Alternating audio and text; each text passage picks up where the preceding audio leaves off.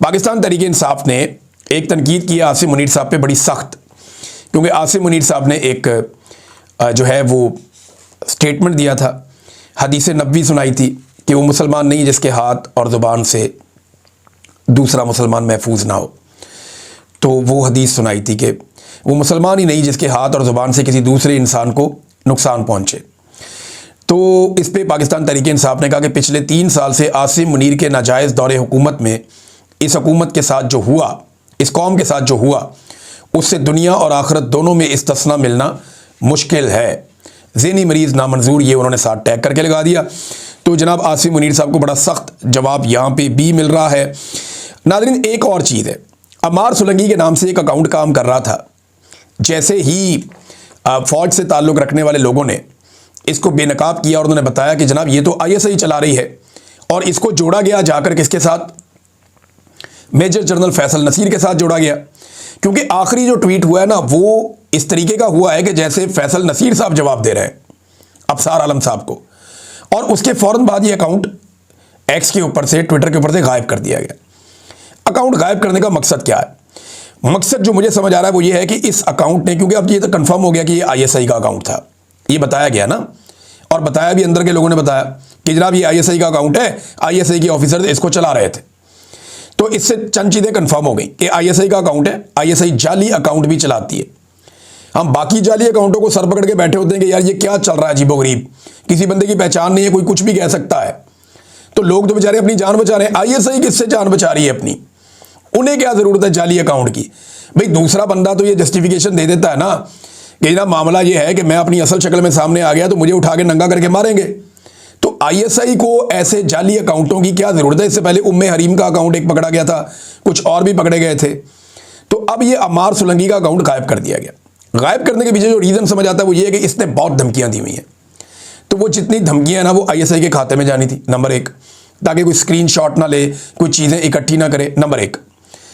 Number 2, ये भी देखा जा रहा था, यानी मुझे भी धमकियाँ दी थी, इस अकाउंट ने बाकायदा मुझे भी धमकियां दी थी, और भी जर्नलिस्ट हैं जो पाकिस्तान के अंदर हैं, पाकिस्तान के बाहर हैं, उन्हें भी धमकियां दी थी। इन्होंने ईमान मज़ारी को भी धमकियां दी थी, हादी अली चट्ठा साहब को भी धमकियां दी थी, इमरान खान साहब को भी धमकियां दी थी, उनकी बहनों को भी धमकियां दी थी। ये अकाउंट जो कहता था ना, थोड़े दिनों के बाद वो हो जाता था। तो इससे भी ये साबित होता है कि वाकई जो अंदर के लोगों ने खबर निकाली और बताया और पोल खोल दिया कि ये ISI का अकाउंट है, तो हो सकता है कि ये ISI का ही अकाउंट हो, लेकिन इसका नेक्सस ना पकड़ा जाए कि कौन कौन इस अकाउंट को सबसे पहले रीट्वीट करता था, कौन कौन इसको सबसे ज़्यादा फॉलो करता था, कौन कौन दावेदार था और इसकी तारीफ़ें करता था, वो कौन लोग हैं, कौन से सहाफ़ी हैं जो इसके साथ बहुत जुड़े हुए थे।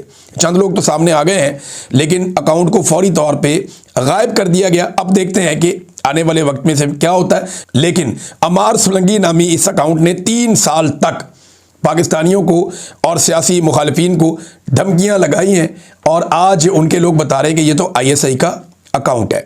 नाज़रीन, तवज्जो इस तरफ है, आप अंदाज़ा करें, पाकिस्तान में ना तवज्जो हमारी एजेंसियों की, हमारे इदारों की इस तरफ है। इंडिया ने हमारा पानी रोका हुआ है, पाकिस्तान में दहशतगर्दी बढ़ रही है, पाकिस्तान के अंदर अजीबोगरीब तहरीकें चल रही हैं, लेकिन तवज्जो हमारी कहाँ पर है? जाली अकाउंट्स बना लो, ये काम कर लो, वो काम कर लो, पॉलिटिकल अपोनेंट्स को दबा लो, इमरान खान को तोड़ लो, इमरान खान से किसी तरह माफ़ी मंगवा लो, एक पॉलिटिकल पार्टी को कुचल दो, इलेक्शन चोरी कर लो। तवज्जो हमारी यहाँ पे है।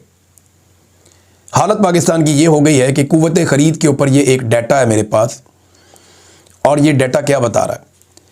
ये डाटा बताता है कि एक एवरेज पाकिस्तानी की जो परचेजिंग पावर है या उसकी जो कुव्वत ख़रीद है वो 58% तक कम हो गई है इमरान खान के दौर से लेकर अब तक।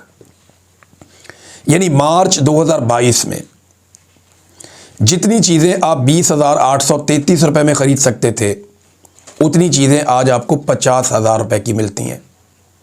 कुव्वत ख़रीद कितनी कम हो गई। यानी मैं और सिंप्लीफाई करूं कि आज जो 50,000 रुपये हैं वो उस वक्त 20,833 थे। यहाँ से आप अंदाज़ा करें कि आम आदमी की कुव्वत ख़रीद को इन्होंने कहाँ से कहाँ पहुँचा दिया, और लोगों की जो आमदन है उसके अंदर इजाफा नहीं हुआ। महंगाई में इजाफा हुआ, कुव्वत ख़रीद कम हो गई, लेकिन आमदन में इजाफा नहीं हुआ। ये पाकिस्तानियों के साथ जुल्म किया गया। अगर आमदन भी साथ साथ बढ़ती रहती ना, तो कोई मसला नहीं था। ये जिस मुल्क में मैं रहता हूँ यहाँ पे चीज़ें बहुत महंगी हैं, लेकिन लोगों को बहुत पैसे मिलते हैं, लोग बहुत पैसे कमाते हैं। एक आदमी एक दिन में लगभग यहाँ पे अगर काम करे 8 घंटे, तो मेरे ख्याल में पाकिस्तानी कोई 35 से 40 हज़ार रुपया कमा लेता है। एक नॉर्मल आदमी की बात कर रहा हूँ, अगर 8-9 घंटे काम करे यहाँ पे, तो पाकिस्तानी 35 से 40 हज़ार रुपया वो ये कमा लेता है यहाँ पे इस मुल्क में। तो अगर वो 20 हज़ार रुपया डेली खर्च भी कर देता है तो कोई फ़र्क नहीं पड़ता। पाकिस्तान में आमदन बहुत कम है और महंगाई बहुत ज़्यादा है, ये है फ़र्क। देखें ना, यहाँ पे जो 35 से 40 हज़ार रुपया डेली आदमी कमाता है, उसको भी पेट्रोल लगभग उसी कीमत पे मिल रहा है, और पाकिस्तान में भी थोड़ा बहुत फ़र्क करके पेट्रोल उसी कीमत पे मिल रहा है। तो ये कितना फ़र्क है। जब आमदन आप नहीं बढ़ा सके लोगों की, तो आपने उनकी कुव्वत खरीद कम कर दी, और ये पाकिस्तान के साथ हो रहा है। जहाँ तवज्जो देनी थी वहाँ पाकिस्तान की हुकूमत ने तवज्जो नहीं दी, और जहाँ नहीं देनी थी वहाँ पे एजेंसियों ने भी हाथ धो के तबाही फेर दी। अब तक के लिए इतनी, अपना ख्याल रखिएगा, अपने चैनल का भी। अल्लाह हाफ़िज़।